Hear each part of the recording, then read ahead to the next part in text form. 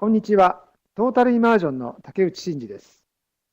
水泳を一生懸命練習していても、なかなか上手くならないと感じていませんか？今回は上達できない理由とその対策についてご説明します。水泳が上達するためには2つの鍵があります。1つ目は技術を身につける必要があるということです。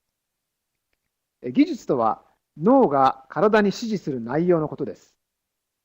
技術を身につけるとは、脳が出した指示を体の各部位が正しく実行できる状態を意味します。二つ目は、何をするのかという方向を決める必要があるということです。上達とは、上に達するということであり、方向がわからないと上達できません。そして、この方向というのは、目標、そしてそこに至る経緯によって定まります。最初に技術を身につける方法について説明しましょう。技術を身につける最初のステップは、必要な技術を知ることです。大人の場合、まず脳が納得しないと体は動きません。そこで、その技術がなぜ必要なのか、どのような効果が得られるのか、手や足などをどのタイミングでどのように動かすのかなどを詳しく知る必要があります。次に、その技術の身につけ方を知ります。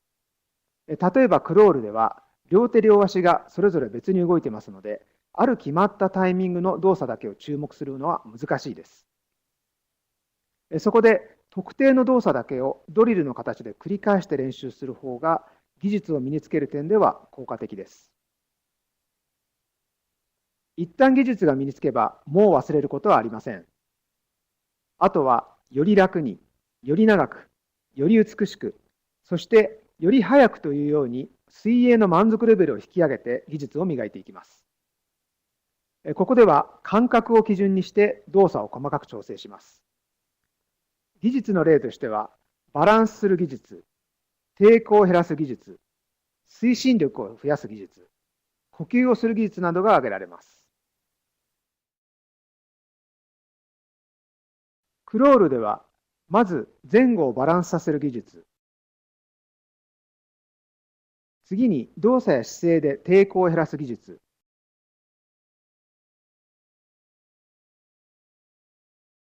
そして推進力を増やす技術、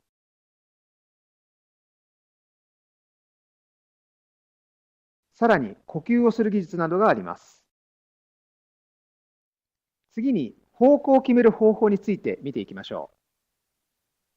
方向を決める最初のステップは、具体的な目標を決めることです。一番具体的なのが数字を使うことです。水泳で使う数字には、距離、時間、ストローク数、テンポがあります。見た目や感覚を目標にすることもできます。この時は、現在の状態から何パーセント改善するのかという数字を取り入れると良いでしょう。次に、目標達成までの道のりを決めます。例えば、タイムを縮めたいのであれば、テンポを速くしていくのか、ストローク数を減らしていくのかというアプローチがあります。この道のりの設計が上達を確実にするためにとても重要なのです。そして、マイルストーンを決めます。これも数字で表す方が良いでしょう。感覚についても、例えば 30% 前のめり感を増やすというように設定することができます。TI スイムでは、効率の良い泳ぎを目標として、バランス、抵抗の少ない姿勢、推進力の順に技術を磨きます。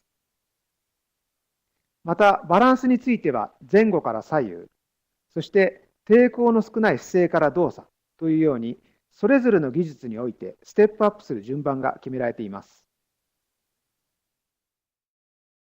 TI スイムのドリルでは、まず前後のバランスを改善します。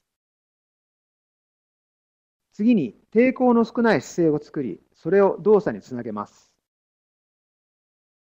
さらに手と体幹をつないだ推進力に足の動きもつなげます。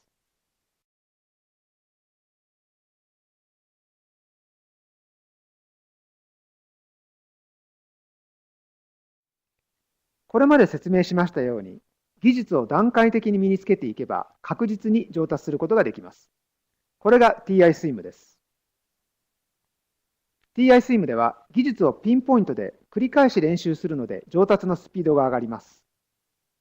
また、うまくいかないときには意識を変えたり、一つ前のドリルに戻ったりして解決することができます。